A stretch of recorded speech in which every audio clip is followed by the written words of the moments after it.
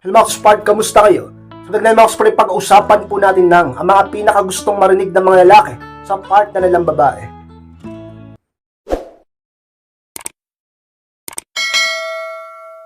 At kung handa na kayong lahat ay magsalo po tayo at muli, be inspired!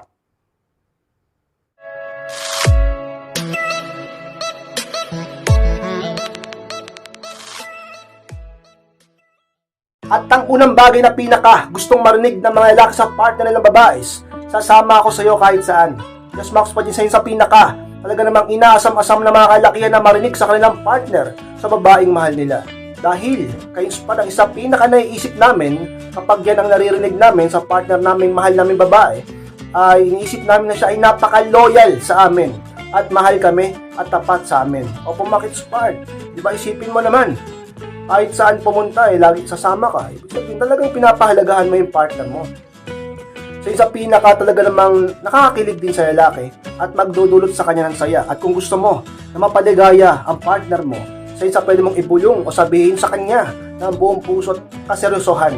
Sabihin mo sa kanya na ano man ang mangyari, kahit saan, magtutulungan tayo. Ano man ang problema, ano man pagsubok, di kita iiwan at kahit saan ay sasama ako sa iyo. So isa pinaka talaga namang bagay na inasam-asam ng lalaki, sabihin mo sa kanya. Alam ko, yung iba sa inyo nagkaedad na. Yung iba sa inyo tumanda na. Pero hindi pa rin nasasabi yan sa partner nila, sa mister nila, sa asawa nila, o sa boyfriend nila. Kaya inspired, sabihin mo yan. Dahil kahit sa'yo naman, pag sinabi sa'yo ng lalaki yan, magiging maligaya ka din, ka-inspired. At ang pangalawang bagay na pinakagustong marinig ng mga lalaki sa babae, masaya ako basta kasama kita. Yun ang pangalawa, ka-inspired. Talaga naman pinakaligit sa lahat. Alam nyo mga ka-inspired, ang mga kalakihan, ang sa pinaka-goal namin sa isang relasyon ay mapasaya ang babaeng minamahal namin. Kaya naman napakalaking reward at napakalaking tagumpay kapag yan ang narinig namin sa babae na siya ay masaya sa amin. Ibig sabihin, nagtagumpay kami na mapasaya siya. Ganun lang yan ka-inspired. Kaya minsan sabihin mo yan.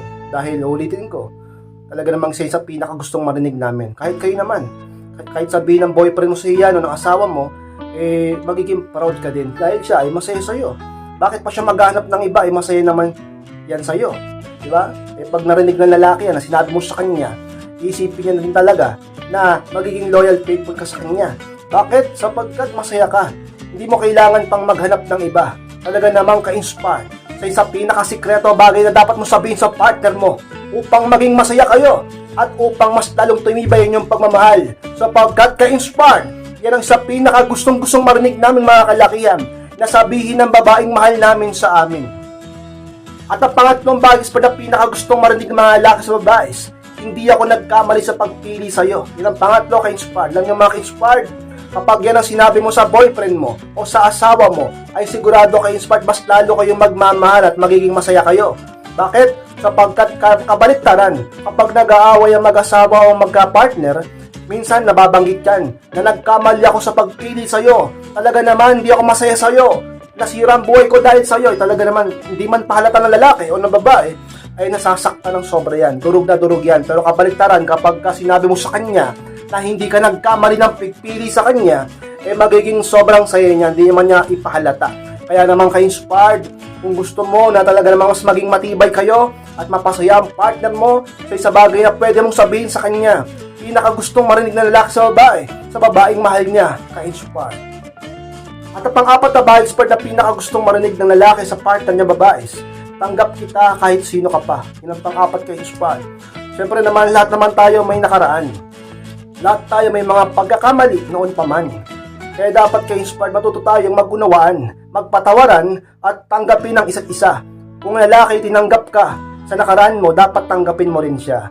Alam niyo mga ka-inspired, huwag kayo masyadong mabuhay sa nakaraan.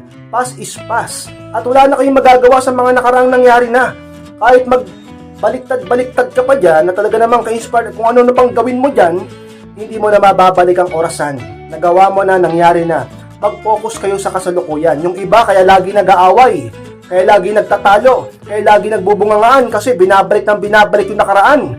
Umigil na kayo. Mag-focus kayo sa present at pagplanuhan nyo ang kinabukasan o ang future, ka-inspired. Talaga naman, tanggapin mo ang partner mo kahit sino man siya. Total, sinagot mo na rin naman siya, pinakasalan mo siya, at minamahal mo rin siya. Kapag sinabi mo yan sa partner mo, sigurado magiging masaya yan. At mas lalo kayong titibay. Sapagkat kung gusto nyo na magkaroon kayo ng matibay na relasyon, dapat ang sa mga pundasyon ay dapat tanggapin nyo ng buo ang isa't isa, anuman ang nakaraan nito, ka-inspire. At ang panglimang bias for the pinaka gustong marinig ng mga lalaki sa partner ng babaes, gusto kitang makasama habang buhay. Yan ang panglima ka-inspire. Talaga namang pinaka gusto talaga naming marinig yan. Kahit ako, diba? Kapag yan ay narinig ko, sigurado, ka-inspire, magiging masaya din ako sa babaeng mamahalin ko. Talaga naman ka-inspire, diba? Kahit naman ikaw sabihin sa'yo ng asawa mo, hindi ka ba kikiligin? Sabihin sa'yo ng boyfriend mo, hindi ka ba magiging masaya? Sabihin sa'yo yan ng taong minamahal mo, hindi ka ba magiging maligaya? Ka-inspire. Kaya sa pinaka talaga namang makapangyarihang salitang magbabago ng isip at damdamin mo. Bagay na magpapalutang sa kaligayaan sa iyo. Bagay na talaga namang magpapasigla at magpapa-inspire sa iyo. Ka-inspired, sabihin mo din yan sa boyfriend mo, sa asawa mo upang siya ay talagang magdulot ka ng ligaya sa puso niya. Bagay na magdudulot sa kanya upang mag-effort palalo sa iyo. Sigurado na, mas lalo siyang magmamahal sa iyo, ka-inspire. At kung nag-away kayo, nagtalo kayo, ay mas unti-unting magkakaayos kayo. Dahil sinabi mo yan. Alam nyo mga ka-inspire, napakahalaga niyan.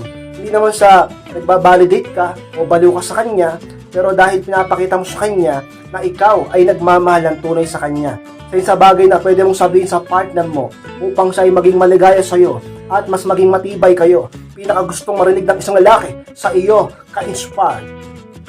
At ang pang-anim na bagay, ka-inspire, na pwede mong sabihin sa isang lalaki, bagay na pinakagustong marinig ng mga kalakihan sa partner ng babaes, ikaw lang at wala ng iba. Yan ang pangalan at pinakahuli, ka-inspire.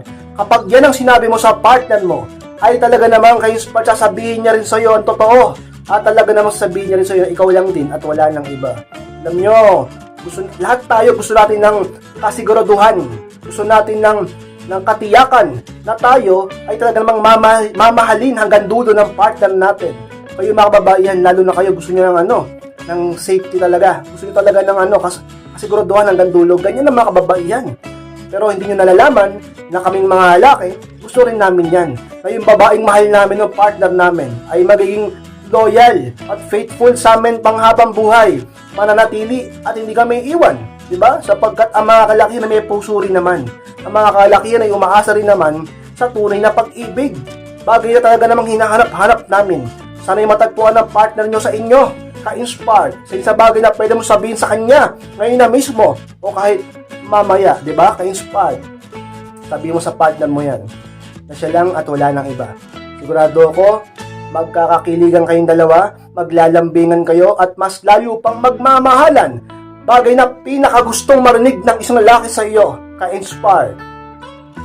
So mga kapatid po, maraming salamat mga kapatid. Pagtapos po ng vlog na ito, hindi po kalimutan na mag-like, comment, and share na rin po upang makatulong din tayo sa iba. Sa mga hindi pa po nakasubscribe, ay pasubscribe na po mga kapatid at click ko na rin po notification bell upang maging updated kayo pag may bago akong upload. Sa mga gustong magpa-coaching na magpa-advise, pakimess lang po ako sa akin Facebook. Ayun po yung FB ko at profile picture ko. Pakichat lang po ako. At ako mismo magre-reply sa inyo at kakausap sa inyo at pag-usapan natin ang inyong mga problema sa pag-ibig. Maraming salamat mga kispard.